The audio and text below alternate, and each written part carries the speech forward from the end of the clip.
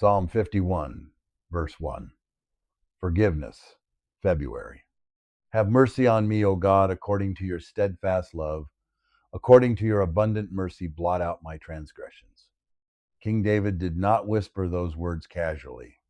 He cried them. This was not poetry for a choir.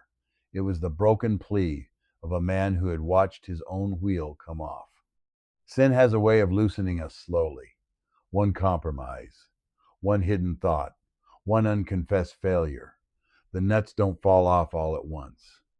They back out gradually until one day the wheel gives way and we come to an abrupt stop. Years ago, our family drove an old four-wheel drive International Scout up into the mountains to cut a Christmas tree. Snow everywhere, laughter in the cab, the tree strapped to the roof, and then without warning the right front wheel fell off. Every lug nut had loosened. The last one finally surrendered, and we were stranded. I needed help. I needed mercy. I needed at least 4 solid lug nuts. I flagged down passing drivers, asking if anyone could spare just one. Most shook their heads and drove on. Then a mechanic pulled over. He didn't hand me new parts. He gave me wisdom. Take one nut off each of the other 3 wheels and use them to secure this one. What felt impossible suddenly became manageable. Strength redistributed. Stability restored. That is what mercy does.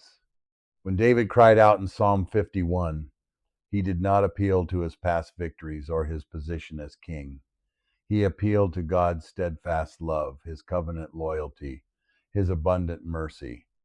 David knew he could not manufacture forgiveness. He needed God to blot out his transgressions, to wipe the slate clean as only heaven can. Forgiveness is not God reluctantly handing us a spare part. It is him redistributing his grace into our weakness. It is mercy applied where we have come undone. In the church, Christ's body is meant to function the same way.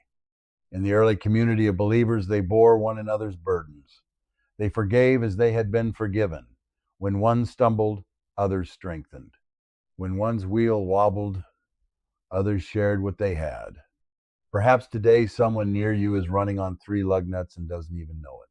Perhaps you are. If you have received mercy, you have something to give. If you have been forgiven, you carry a spare.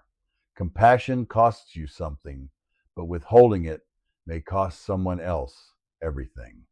This February, do more than admire forgiveness. Practice it. Blot out offenses instead of replaying them. Offer mercy instead of judgment. Redistribute grace instead of hoarding it. And if you have a spare nut, share it. Because one day, you may be the one stranded on the mountain road, whispering with David, "Have mercy on me, O God.